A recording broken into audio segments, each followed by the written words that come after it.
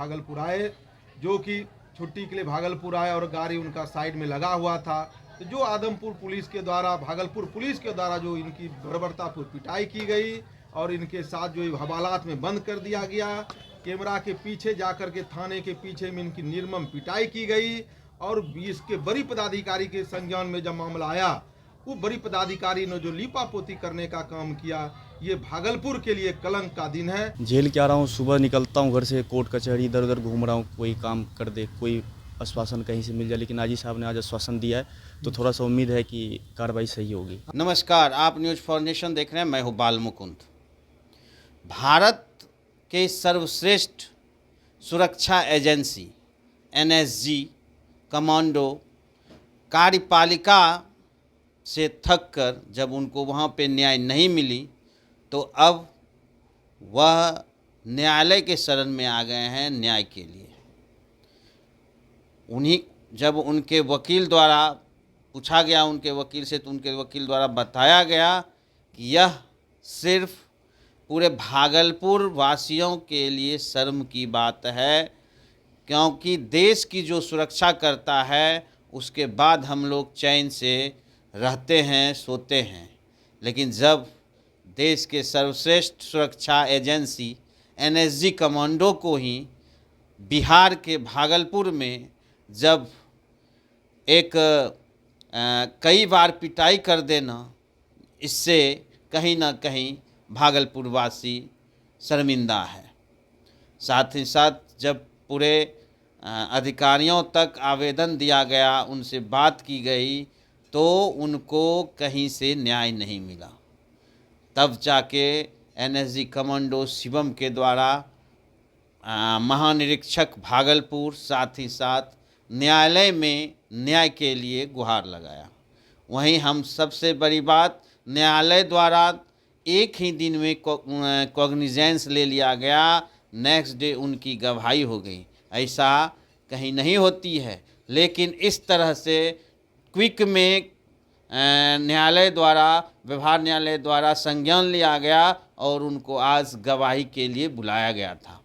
और हम आपको सुनवाते हैं कि एनएसजी कमांडो और उनके वकील क्या कह रहे हैं। इन सारी वीडियो और को देखें और समझें कि बिहार में आखिर हो क्या रहा है। ये बहुत ही दुखद, भारतीय इतिहास के लिए ये कलंक का, भागलपुर के लिए कलंक का दिन है। किसी को भी कानून हाथ में लेने का अधिकार नहीं है।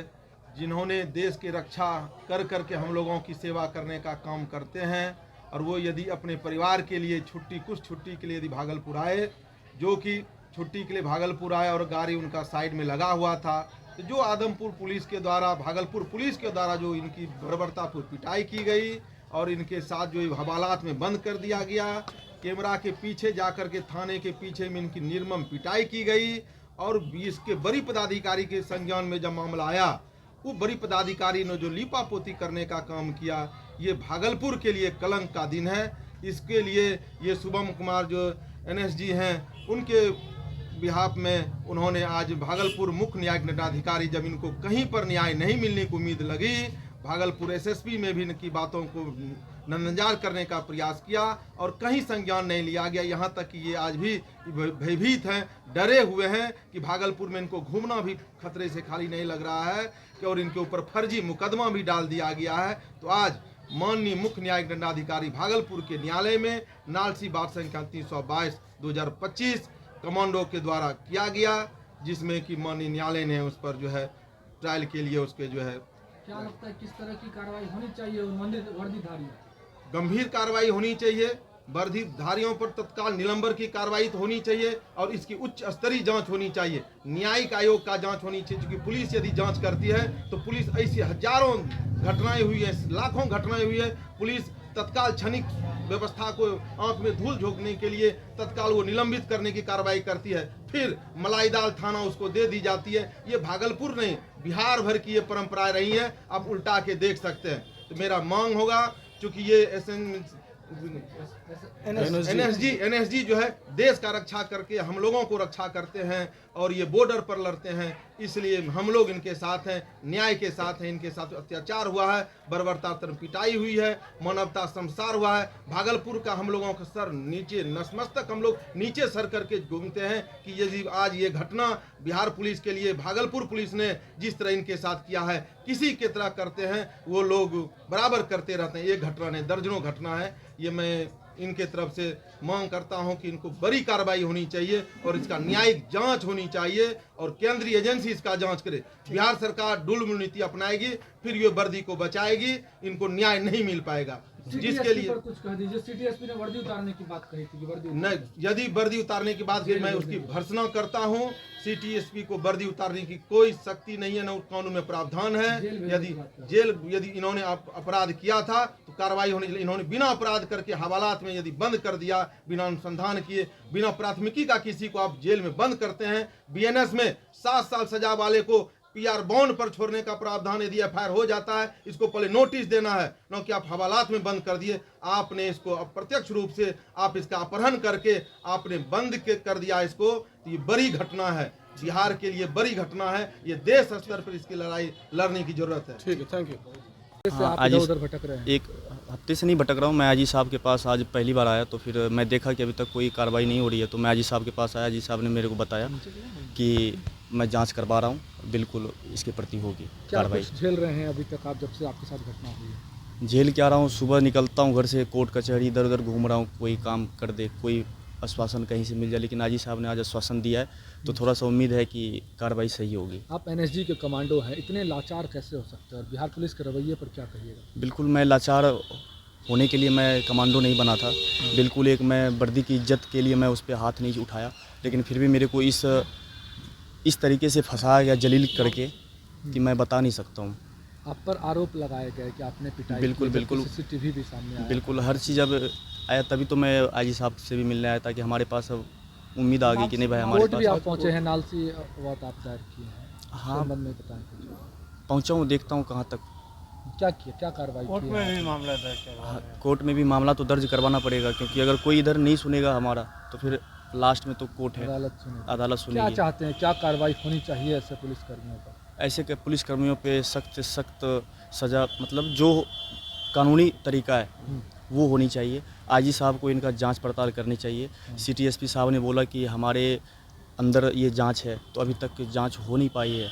यह एक छोटा मामला नहीं है, ये एक बहुत बड़ी मामला है, क्योंकि वो भी वर्दी में थे, मैं भी वर्दी वाला था। वर्दी वाला चलो ठीक है, उनको पता नहीं था कि मैं वर्दी में हूँ, मैं भी डिफेंस में हूँ। लेकिन मैं जब बताया कि उनको कि मैं भी डिफेंस में हूँ, डिफेंस में क्या करते हो, एनएसजी में हूँ, वो ये सुन के और क्रोधित होके ऐसे करने लगे जैसे पता नहीं मैं क्या कर दिया हूँ।